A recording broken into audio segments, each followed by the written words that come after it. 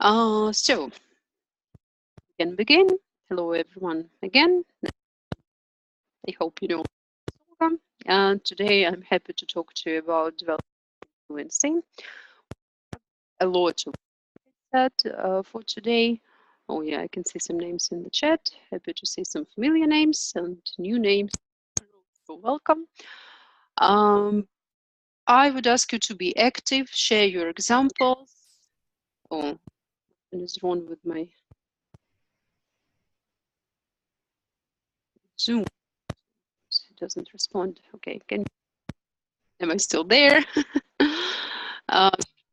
Share your examples. If for whatever reason you can't talk, write in the chat. If I forget about it, please remind me. I'll be sharing now.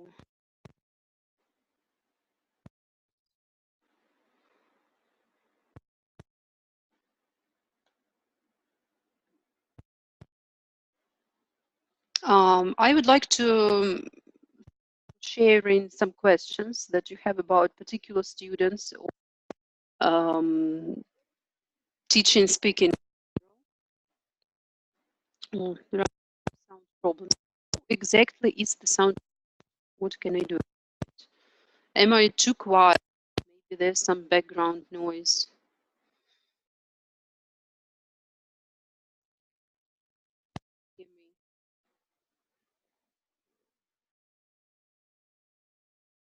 Delays. Oh, it's really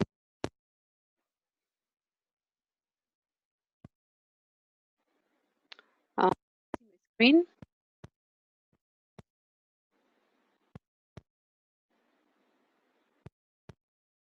We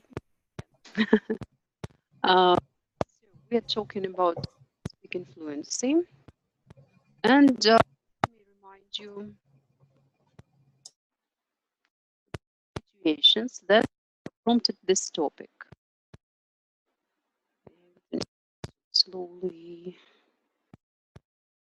we might be having some technical difficulties. Hopefully, okay. So at least I can see my own. So the situations that you listed. One of you has who is of high level, but the student has problems with in her thoughts, and she has time, she's stuck, she can't speak as fluent as she would like.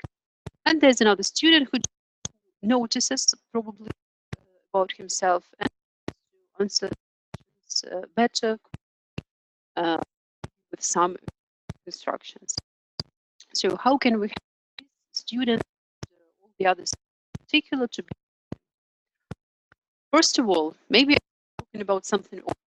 Let's define what we're today. Speaking is, on the one hand, the physical act of that people can understand and decipher. And we use speaking, for example, for our language practice. When a student has to make some sentence present perfect that you just present, the student he is pronouncing words, but you give him a particular you give him or her a particular target language. You give a lot of language support. Sometimes they don't have to think about have a ready-made sentence, they just put the perfect. There's no purpose in this speaking, no interest, well, I mean, no practice in the language. Yes, telling a story or trying to or by a joke. Yes, they produce some, and speak. They can use any vocabulary. There is a reason they want to give you advice, compare something, or discuss something. And speech is characterized as hesitation, and so on. And more important, they are motivated to do it. Yes, they speak.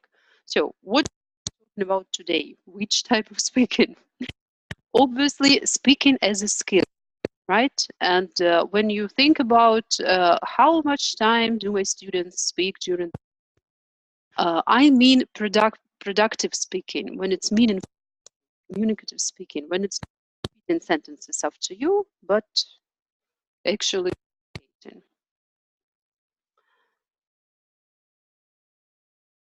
And what exactly we want to develop in our students. Talking about fluency, that's quite a debatable term to do. If you like Scott Thornberry and you read him, again, you can look at his article about fluency. He gives a lot of examples that different researchers define it differently, and it's, you know, how to measure the fluency. But let's stick to some definition.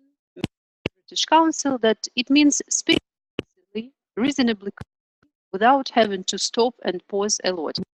Students and actually people say speakers, why do they stop? Because they have to some words, sentences in their head. Yes, so we would like to avoid that. So those would be the main concepts for today. What exactly are we talking with? How relevant is this to you and your students?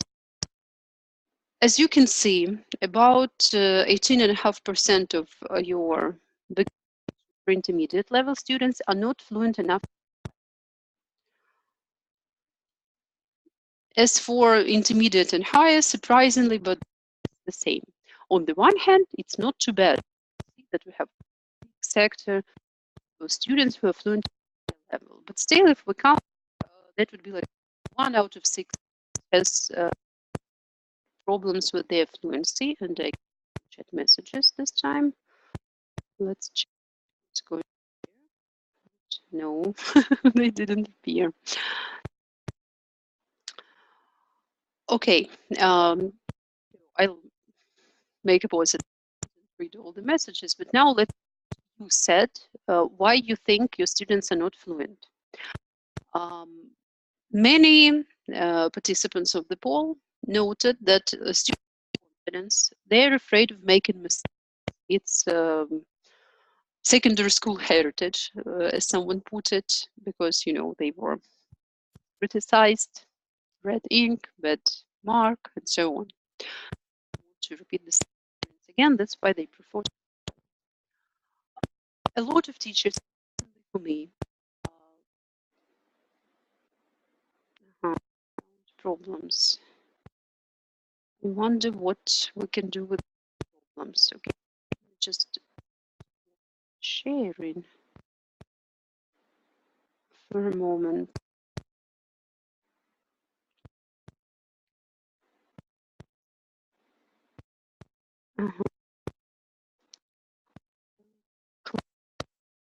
Everything that I'm not using it, including Skype.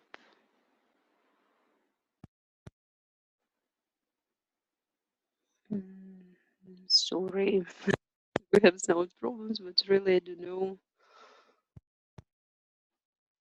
why it is the case. Olga, hello. Hello. Can you hear me? Yeah. Just what if we try to re-enter the room? But I know it sounds like someone is adjusting headphones or something like that. Now I can Well, also hear some like scratch when you were speaking. Maybe yeah, and suggesting maybe I can stop the video. I'm not really doing anything, right? Other than a lot. The interesting. Yeah. Ordinary sounds okay. Yeah. But...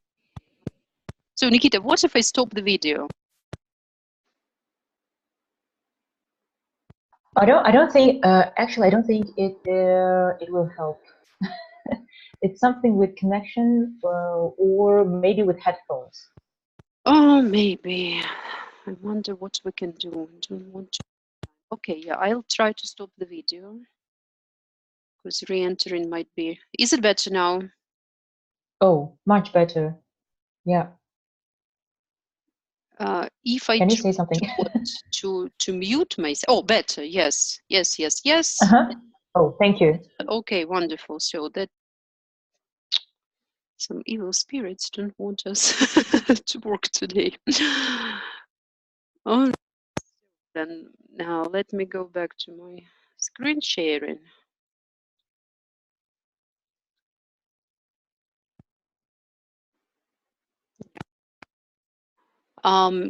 Is it okay if I show it like this? Because I guess then it's easy for me to see the chat. Yeah, it disappeared again. So what you said about your students not to be fluent, that they don't have enough conversational practice. If you meant in real life, then okay, that's understandable. But if you meant at the lesson, then it's just, you know, it's in your hands. You can have enough conversation practice. Some students don't have enough knowledge about grammar or vocabulary. And some students have no thoughts about a topic which is so all of these things could be true. So if I say now, Dinara, could you please tell me environmental protection in Brazil? What are your thoughts about that? How much do they care about the environment? What do you think? I beg your pardon. I could hear only the first part of your question. Yeah, so environmental protection problems in Brazil. And where in environmental protection in Brazil. In Brazil. Anything to say? Oh. I'm so concerned about environmental protection in general, and in Brazil particularly. Yes, but you so you can at least, you know, fill your speech with some fluff, which gives you to think, and maybe Google something about Brazil. But I was yes, while joking, yeah, I can Google. So sometimes it's understandable. It really happens that if you have knowledge about the topic, and now you are taking part at a seminar, and maybe you don't want to seem not knowledgeable enough in front of your colleagues, so it may be something away from your confidence if I ask you some stupid questions. And well, if you don't the environment too much, you might even not have some. It can be true, but hopefully you watched Jackie Chan in one of his interviews. Come on, chat, let me see you. Maybe I didn't hear. Yes. Once again. Oh my. I don't know, really. Okay, at least I found the way to see the chat. So who watched Chen? Could you please share impressions? What do you think about his speaking in general? And how can we, because obviously he is not a native English, yes, so how can we describe his speech according to those problems that make people not fluent? Because I'm sure you will that he speaks fluently. So what helps him? Does he have very, very good, accurate grammar?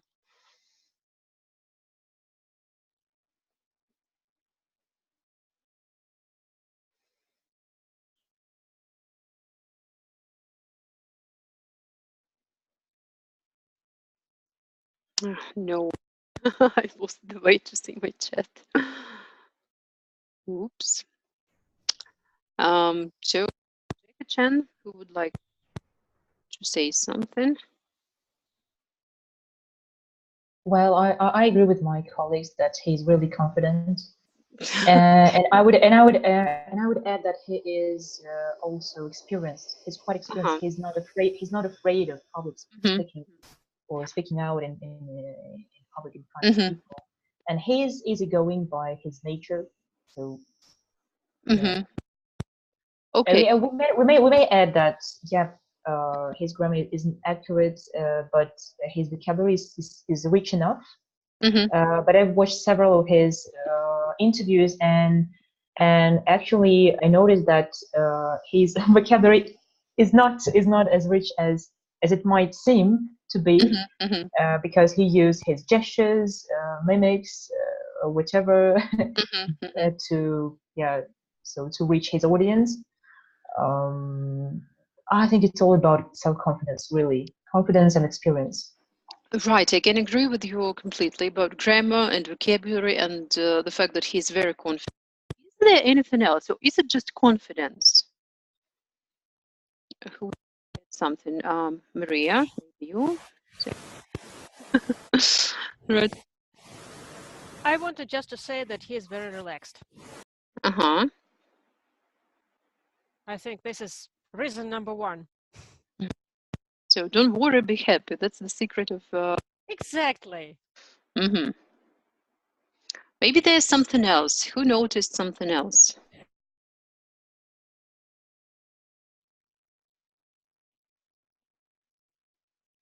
Dmitry, have you watched?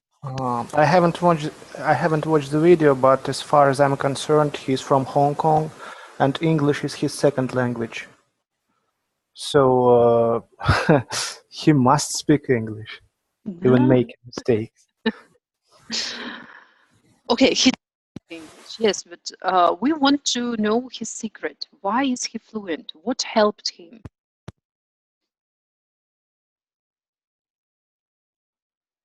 His environment, I suppose. He's working in cinema industry. Right, yes, so immersion is a good thing, okay, but it's hard for us to provide it for our students. Chat is hiding from me again. Come on, chat, please. A lot of practice to exchange the ideas. Yeah, okay. Theory time, yay! Why are people fluent in any language? Their first language, or maybe they're bilingual if they study a foreign language and only do it in the classroom. That determine fluency are the same. And we have three: cognitive, affective, and performance factors. Now I'll tell you in. So cognitive factors, familiarity with the topic. Yes, if you're asked about something that's going on in Brazil and you have no idea what they do there, you in any language.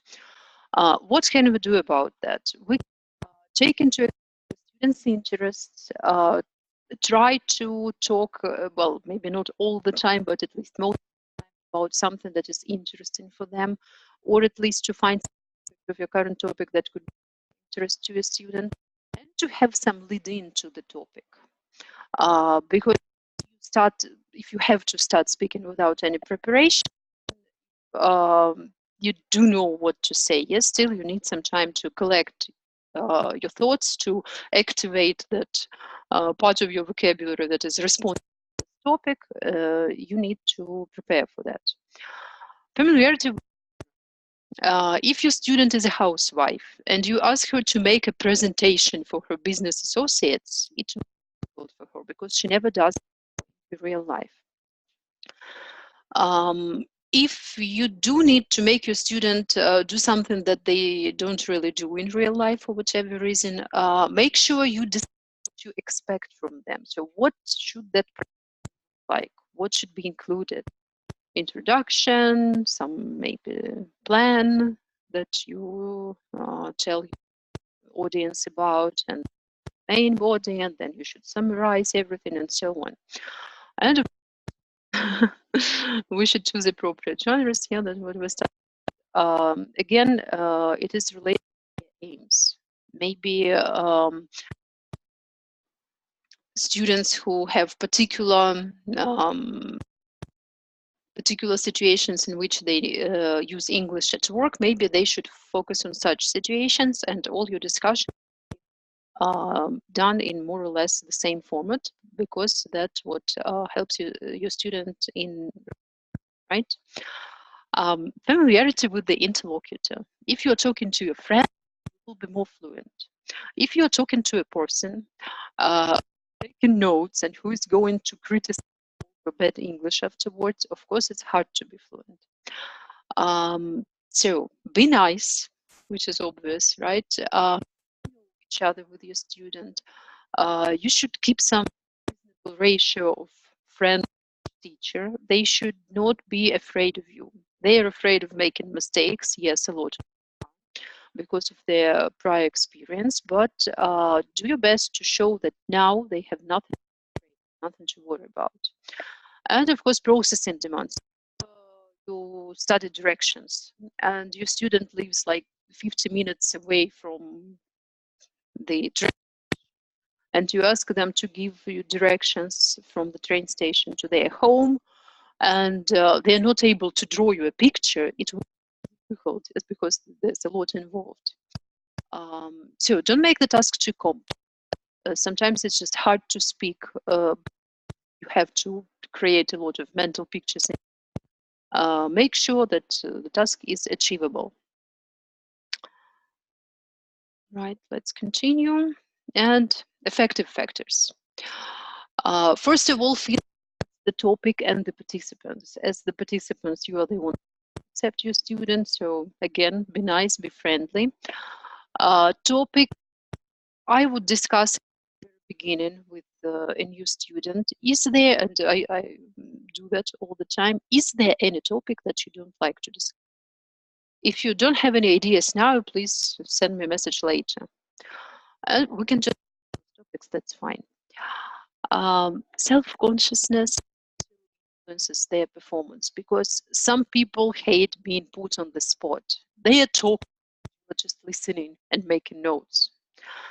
They're evaluated and they know that. So what can we do? Of course, we can personalize topics as we've already discussed. And while they're speaking, we should, it's hard, but we should,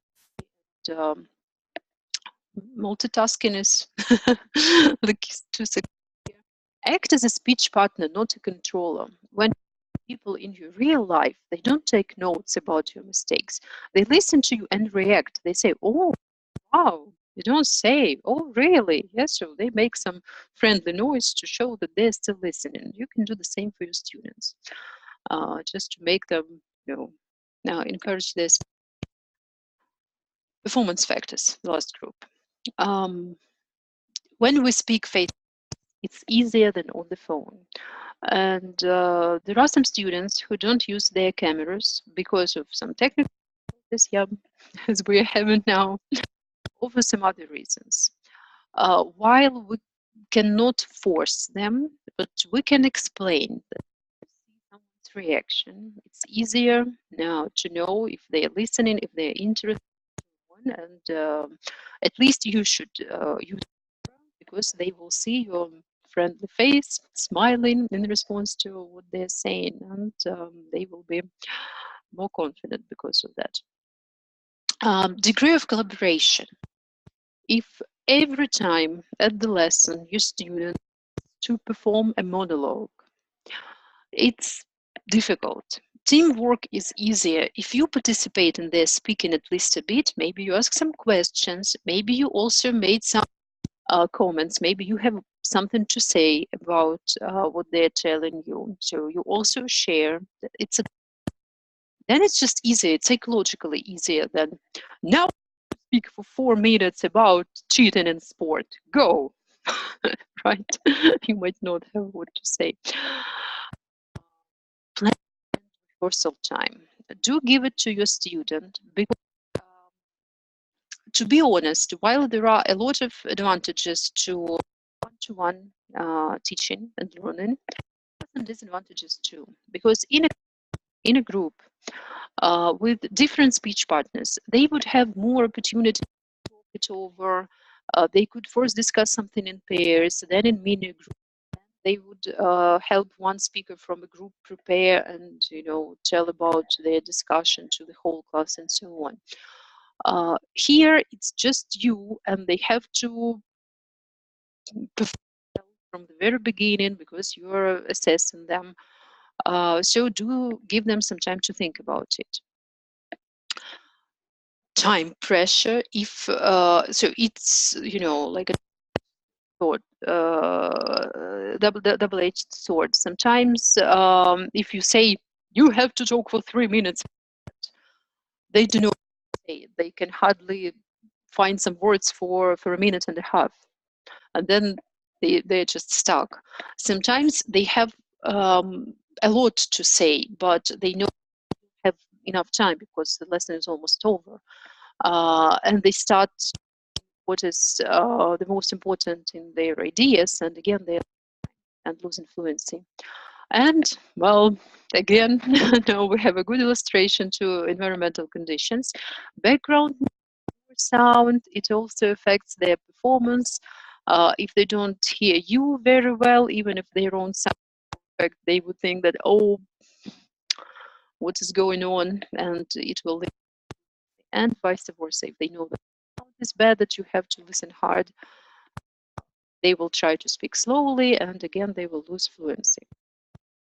Okay, theory is over. And, before we move, before we move to the next part, I would like to see if there's chat.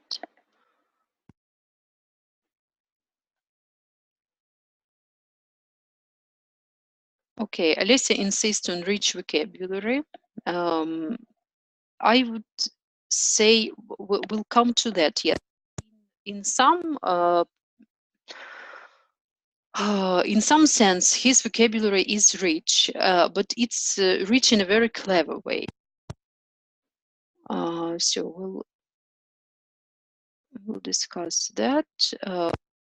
His body language more than words. I saw the last one on Netflix about foreigner. I don't know, guys, what you are talking about. It's interesting. Okay, so let's continue. So with that in mind, let's see what you wrote about how you help your students. You tried to work with some new words, revise them from time to time. Better vocabulary, like Jackie Chan's, will help them develop fluency. Some teachers try to motivate students writing essays. It helps to practice grammar structures and remember. Some teachers ask additional follow-up questions, and students do retelling and their own sentences with new words and expressions. I have some questions about that. Please, microphones. Hopefully, sound is better than mine. My first question is: do students need something other than knowledge to be fluent?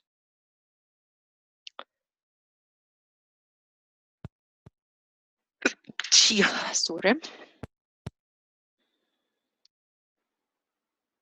So, anyone? Or is it just grammar and vocabulary?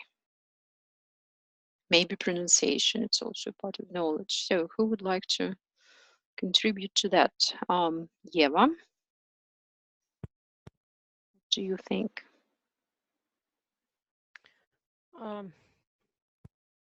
This has appeared to be a rather complicated question for me. All of a sudden. Well, I still think that there is some psychological component in that. Yeah, a lot of students, for example, have this problem when they don't really know what to say. Okay, we can work with that. Some students, they don't feel comfortable to say anything, and I don't know how to work with those students, really. So they don't feel comfortable speaking. Yeah, they are not talkative in general. That could be a problem, but maybe we'll see today what we can do. But my first idea would be to start with something that they're really excited about. Like some people like to talk about their children, about their pets, hobbies, about, I don't know, some TV show. Well, yeah, topic which is close to the student usually works. Yeah, we'll start with that and work with that, and then we'll. Okay, so let's keep this question in mind. We'll return to that. And my next question would be, how do written speech from oral? So will writing essays help people talk like Jackie Chan? Our today's example. Maria, what do you think? Okay, so I guess that for our students, it's much more easier because they can use vocabulary, they can use dictionaries, and they can check their grammar and so on. It doesn't matter how long does it take because they can do it usually at home. They do it, and I think it can be easier, but actually my students don't like such kind of tasks. And one of my students, she always asks me to help her with something like ideas or just plot or any kind of grammar structures. And yeah, I help her, but I try to do it every time less.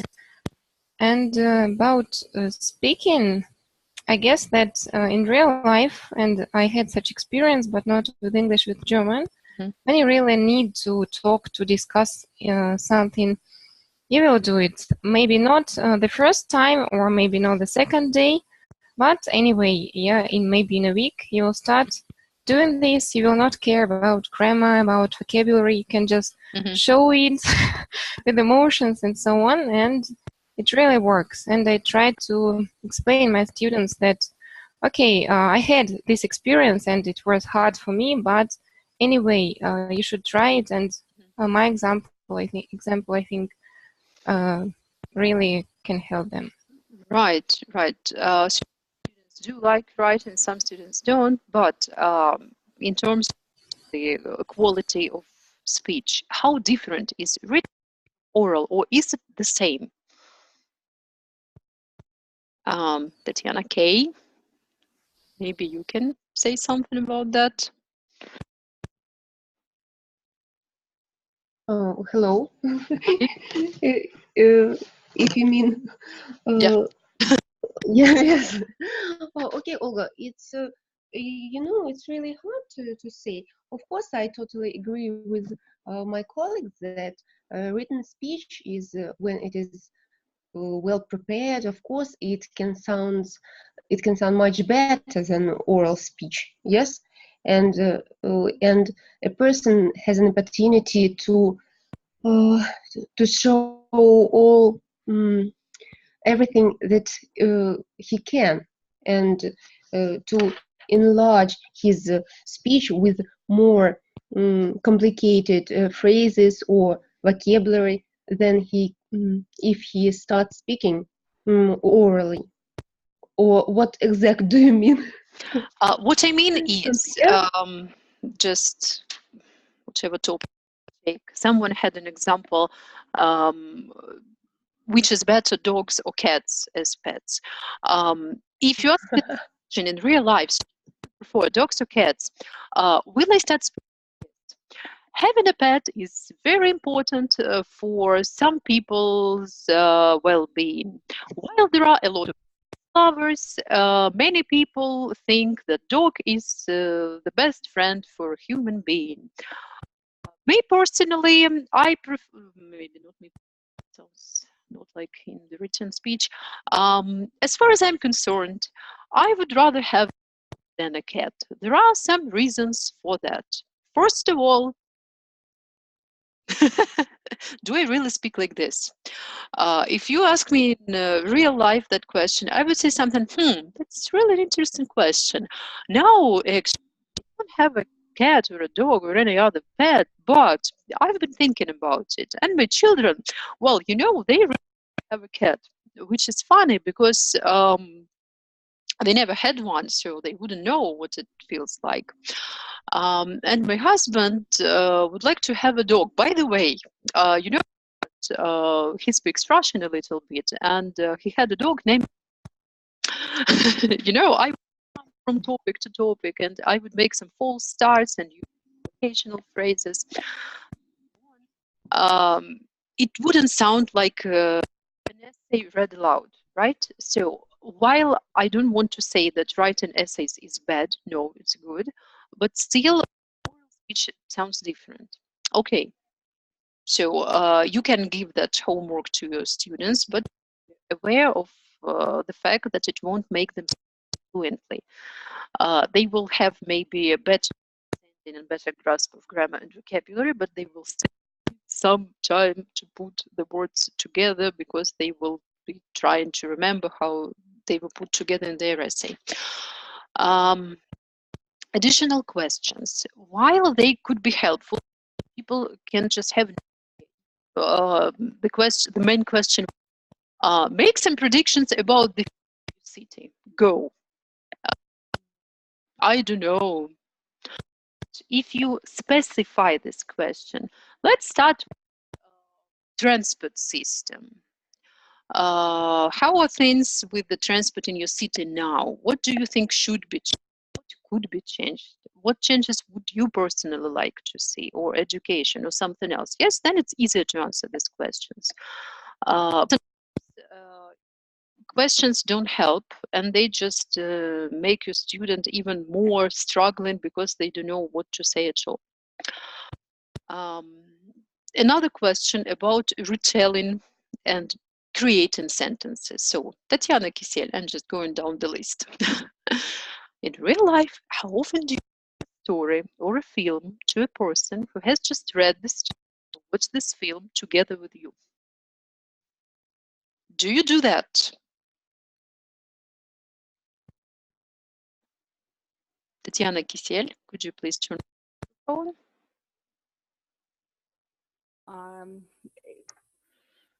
When just trying to concentrate. So do you mean me personally? Yeah, you personally went to the cinema with your friend. Okay. And then you go out and, okay, Tatiana, now retell the movie. Does it happen? Yeah, actually, no, never.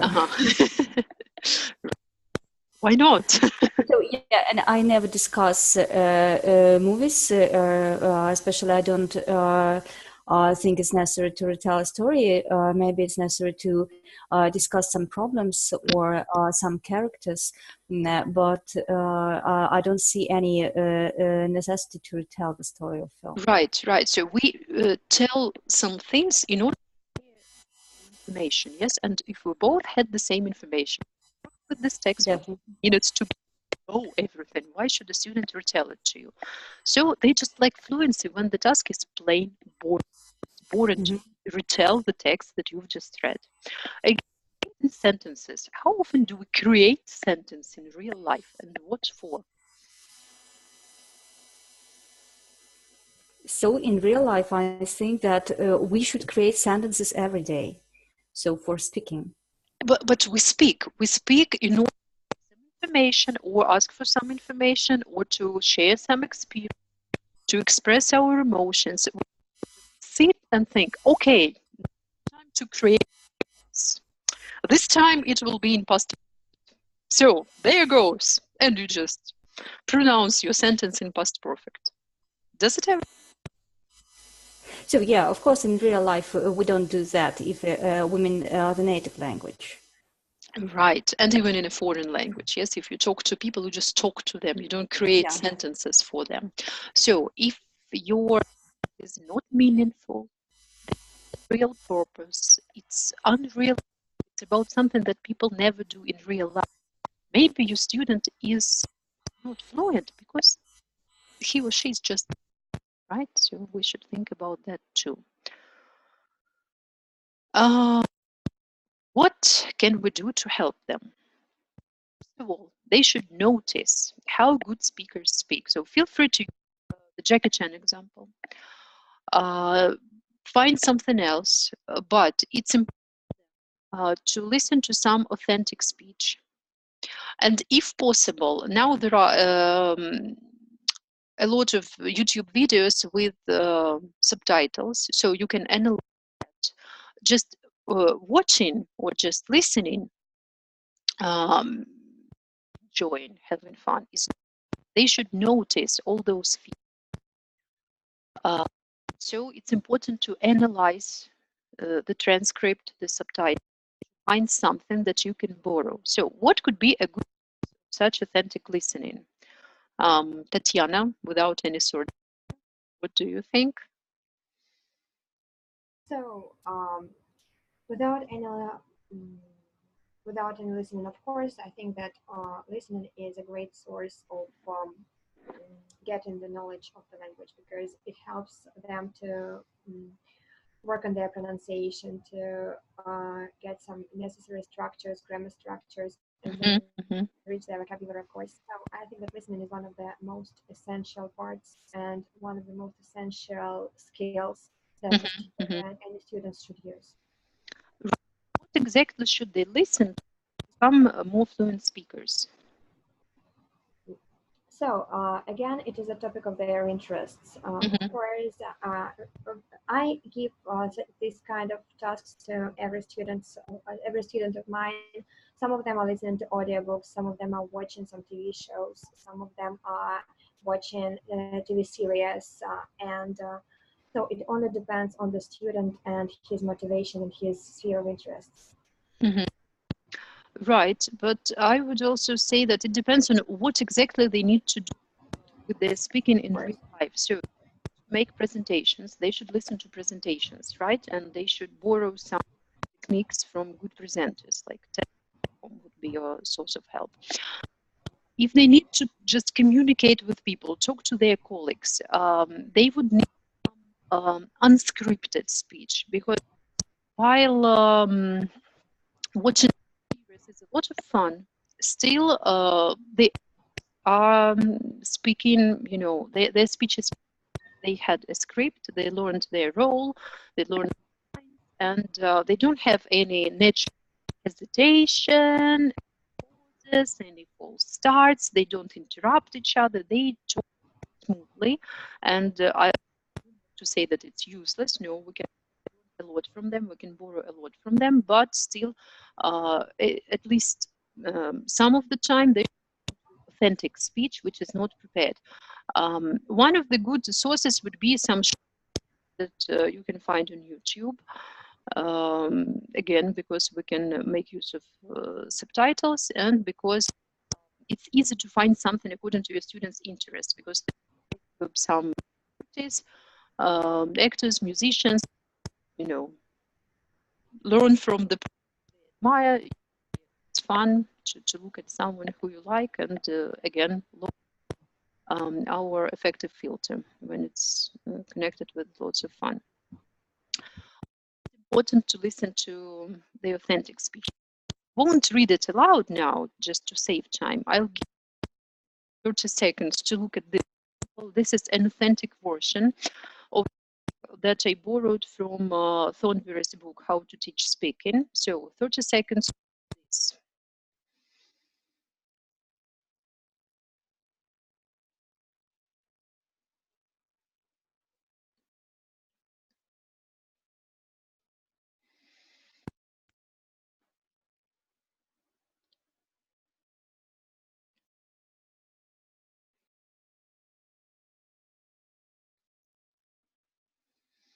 All right, and here he gives a version that would be in a course book.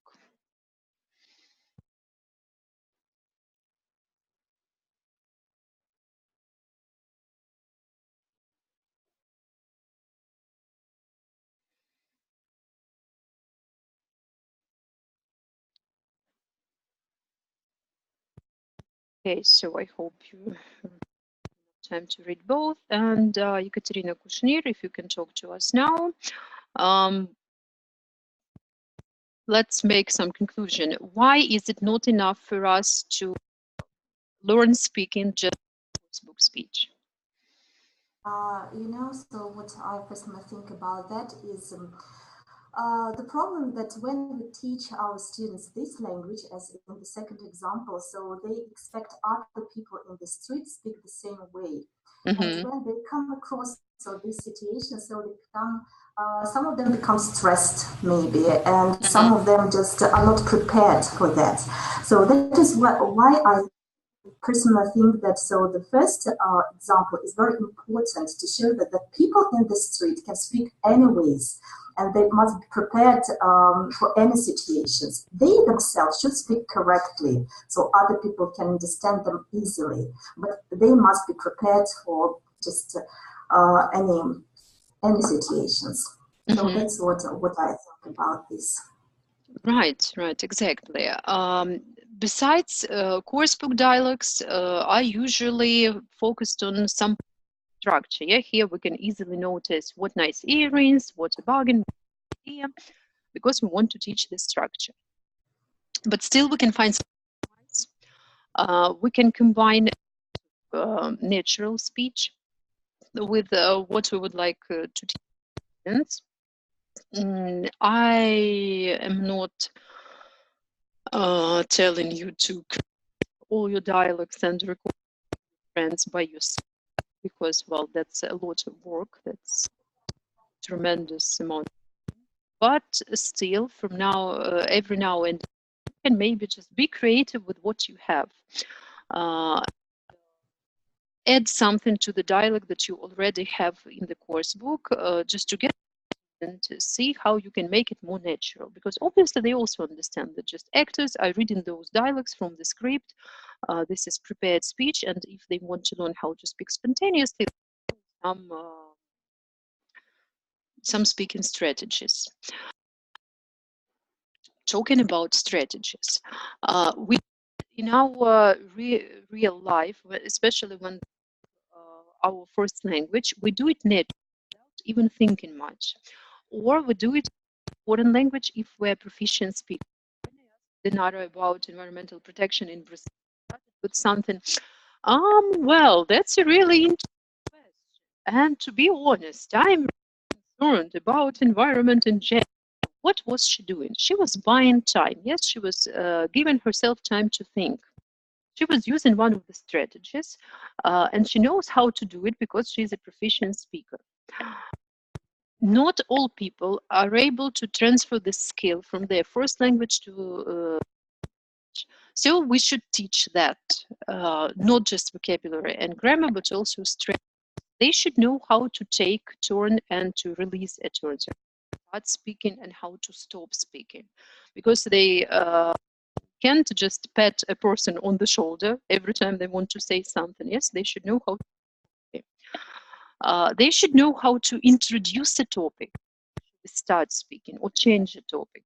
Maybe what you suggested is not very interesting, but they feel obliged to speak because they're at the lesson and you're their teacher. But they would rather talk about something related to that, but not exactly the question that you asked, which is fine for us because they just practice. But they should know how to change the subject. They should know how to show interest, because many of them are not very polite interlocutors. They listen silently. And it's not because they are in their real life, they just know how to make those friendly noises in English. They're afraid to clarify if they didn't understand, just because they don't know how to say that. Sometimes they don't know how to correct and use their intonation.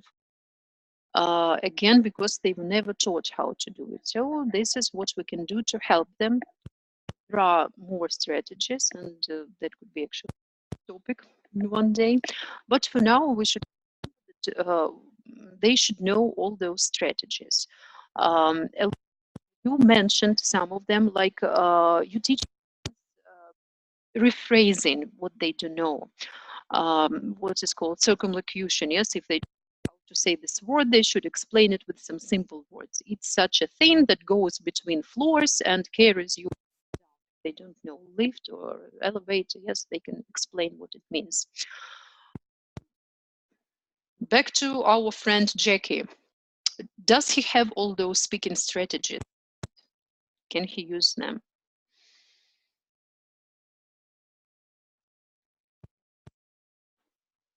Anyone? Yes, no, maybe, and why?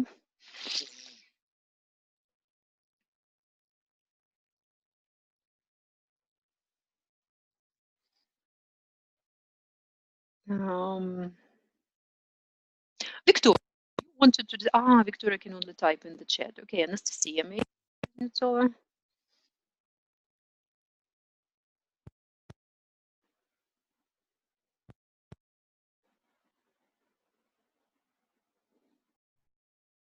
anyone who's willing to speak. Oh, guys, can you still hear me? Anastasia can only type. Yes, he can very confidently. And if I missed some more. Speaking and complement each other. Okay.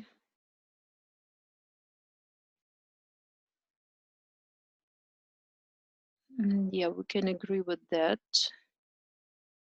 Oops. Two interesting messages that I missed. Okay, back to writing, I guess.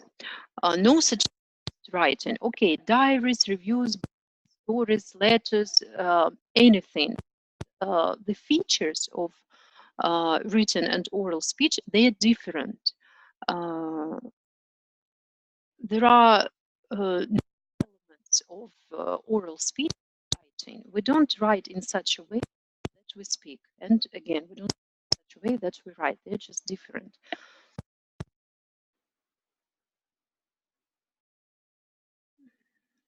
Okay, I guess we'll continue. And yeah, we agreed that Jackie Chan has a lot of strategies. And another strong point of his is that he speaks in chunks. I can bet money on the fact that he doesn't translate every word from to English because he knows some collocations. He knows phrasal verbs, idioms, sentence frames.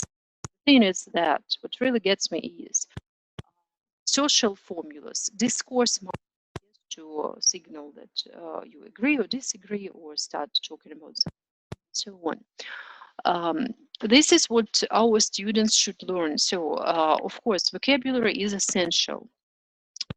Grammar is not perfect. Vocabulary is more important for speaking because, well, without words, it's hard to convey ideas, right? But it's much more important to learn language in more meaningful units than words. So chunks, phrases, collocations, that's what you should focus on while enriching, enlarging vocabulary. Another question that we had in our poll was about preparation for speaking. Some of you wrote, apparently your students base their speaking on texts that they read or listened to before that. Yes, so how do they prepare? They read and answer the questions. They watch and then answer the questions. Some students even write and learn them, like London is the capital of Great Britain, our favorite. Students don't need any preparation, they just make a deep breath and go. And as usual, I have a couple of questions about that. If we read text or listened to some conversation and answered comprehensive questions, is it a speaking activity? And Morozova, can you please turn on?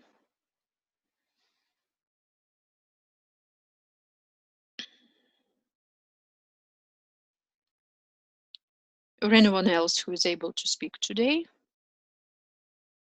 Lydia, how about you?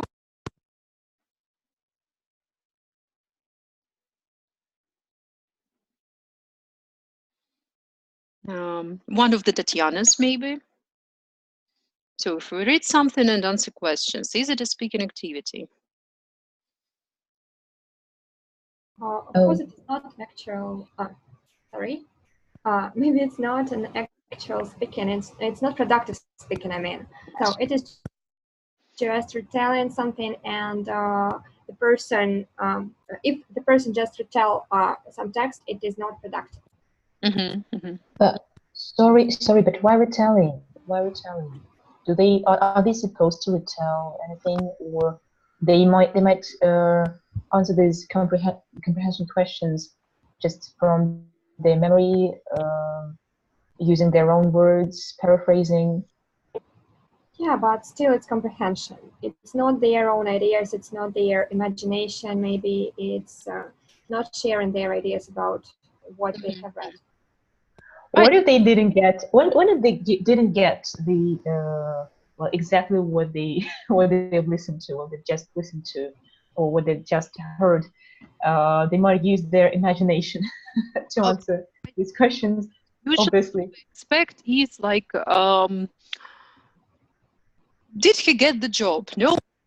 Why? Because he was late to his job interview. Yes, that's what they say. Is it a speaking activity? Not really.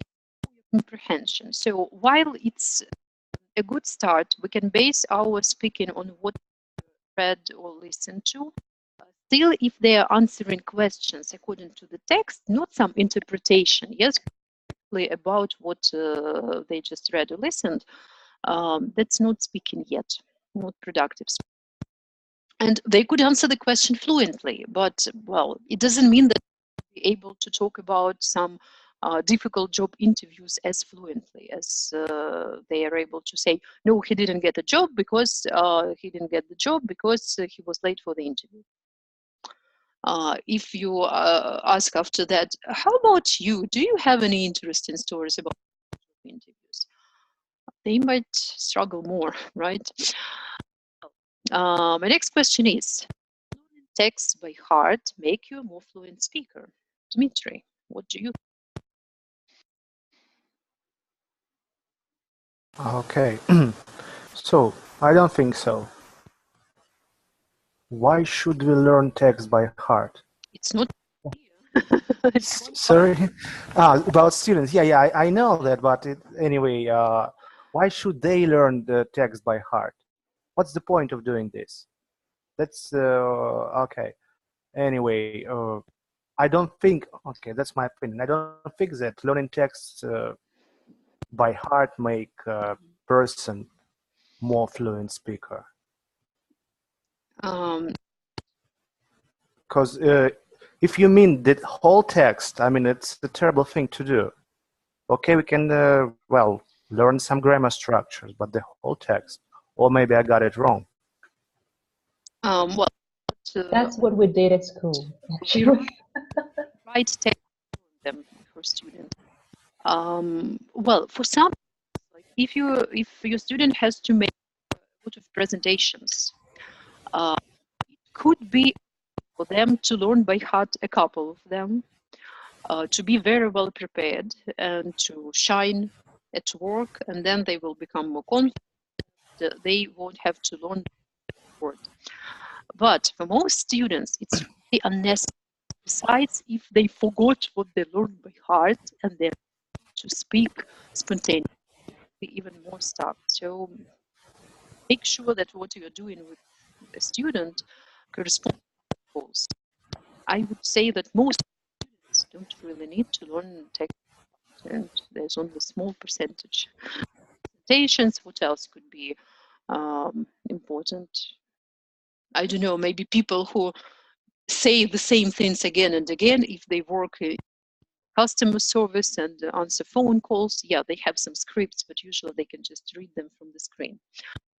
And some of you were just surprised to see this. Paul, why should students prepare for speaking? I don't get this question. So why should they prepare? We don't prepare for speaking in real, right? Why should students prepare at the lesson? Because they're students. Because they're learning. Because I said so. Yes. Okay. They should be given some time to consolidate what they've learned. Mm-hmm.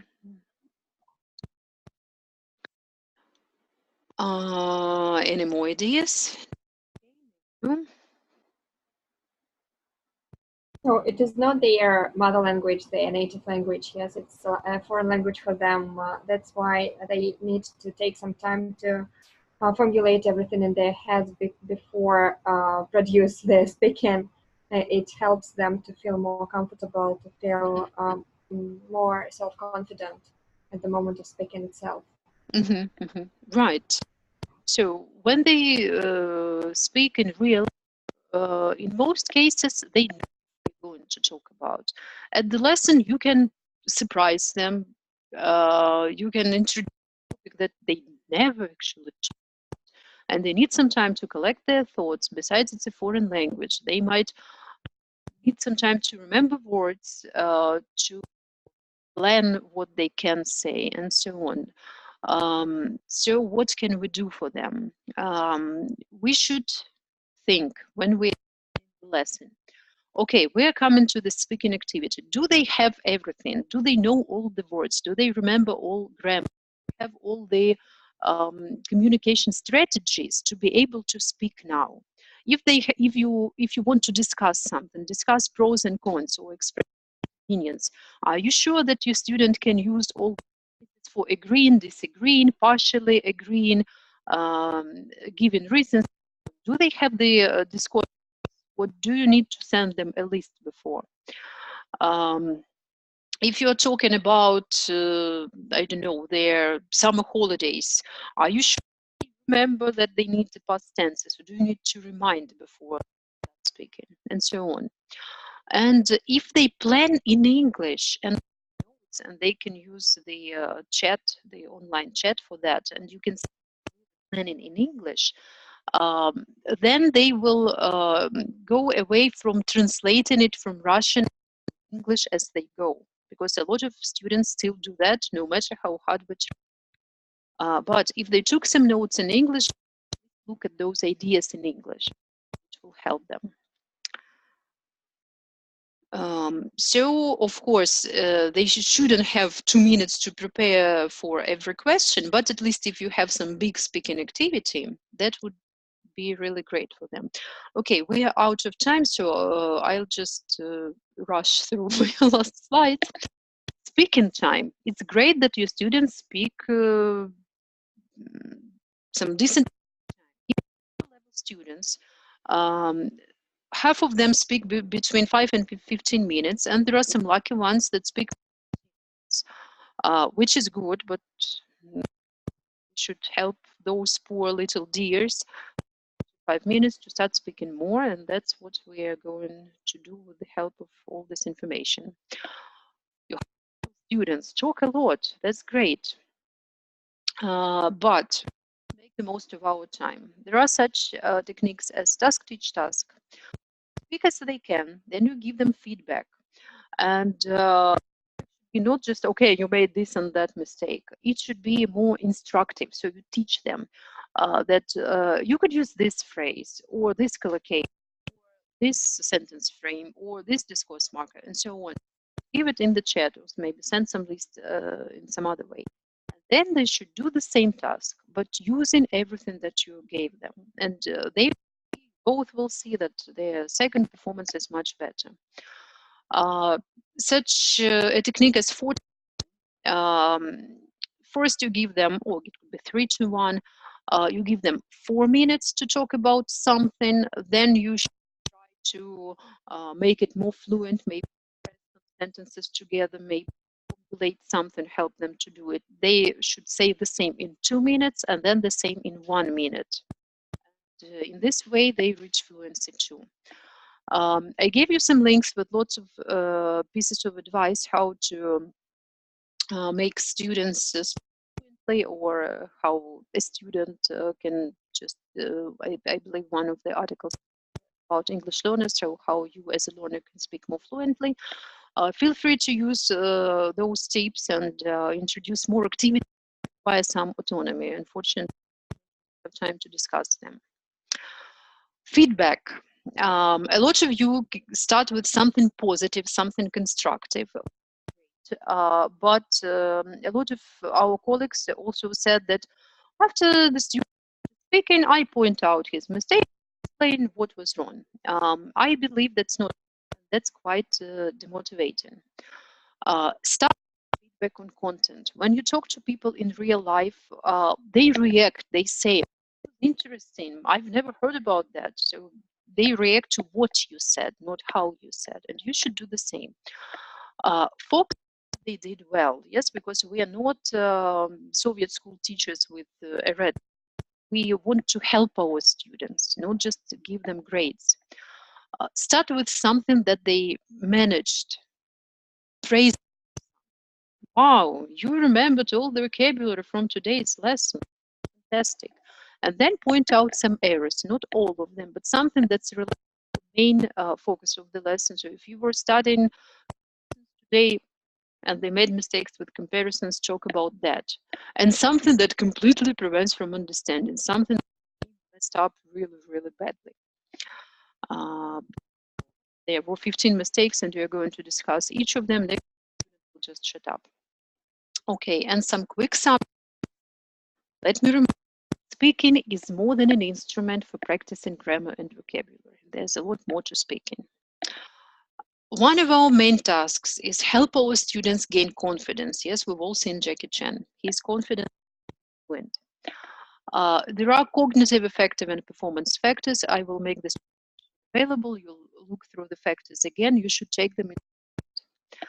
Of course, students need knowledge. When you say they should have better grammar and vocabulary, that is true. It's also pronunciation, socio-cultural features, and genre features, a lot of stuff that they should know. But they also need speaking strategy. And it's hard to learn them from a book. We should help notice such strategies in authentic speech and then learn them. And while learning all that, don't hesitate to drill. If you learn vocabulary chunks, they should be able to pronounce it fluently. All those discourse markers, they should be able to pronounce them fluently. So drilling is the most exciting thing, but it helps. Provide scaffolding if necessary, more detailed questions, some pictures, sentence frames, essential vocabulary to use as all that.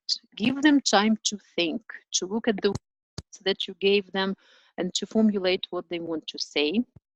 Act as a speech partner, not grammar Nazi, not grammar police. While speaking, you friend the face, you know, not just some concentrated writing down their mistakes them away, but be interested in your students. That helps a lot, and give constructive feedback. Okay, now I'll stop sharing and what is going on in our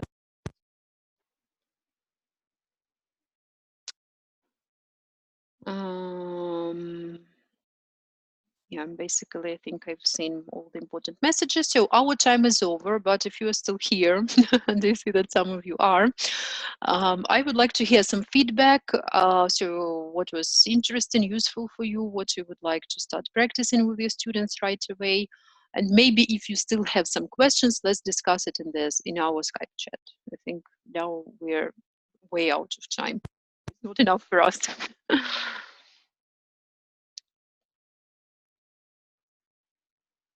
Olga, it was very interesting. Thank you very much, because you know you helped me to look on this topic from a little bit different point of view. Because I I always thought that our main task is to teach them how to talk properly, how to talk grammatically correct. Yes, but also the most important thing is to teach them to talk, actually talk, Right, to right. make them start speaking. I have never thought that I should teach them to use how to. It was interesting for me when you told us about speaking strategies. Strategies. It was interesting to turn taking and so on and so on. It was interesting for me. So thank you, thank you very much. You're welcome. Just happy to be of any help. Okay, now any more feedback, please? There we go. So our last point of the presentation, give constructive feedback, means give it to me. Because I've been. Yes, right. I'm about to form my sandwich for you. Okay. But I don't know what to put, you know, in between those two pieces. Well, thank you very much. Well, again, I just, you know, I've come to listen to you, to your tips, again, to get some insights that I've got successfully. Thanks for that. Well, it's always useful to revise and you know, recall all those techniques that you taught us at the beginning of my career at our school. Yeah. So thanks a lot. Okay, thank you very much for being so active. Well, is someone else willing to say something? That would be great. Olga, no, so let me say also a few words. I did really like the comparison with grammar police. So unfortunately, so we have to, I guess I have to confess that I sometimes behave like that, and I try to just to control, because I understand that the first thing is really to make our students speak, to get involved in the conversation, yes, and maybe to remember all the words necessary for them, but not thinking about too much about grammar, in order not to be afraid of speaking to other people. So that was really very useful for me, and thanks to you for that. Okay, thank you very much. I hope that from now on, your students will become more fluent. So thanks everyone for participating in the chat and the discussions. Now I'll just end the meeting, I guess, because we all have some other things to do. Those who haven't spoken now, I mean, no feedback. Could you please just drop me a line in because it's important for me to see what for you, what maybe we should improve, change. Maybe you still have some questions left, so I am here online waiting. The messages ready to communicate. All right, so thanks everyone. It's been a pleasure.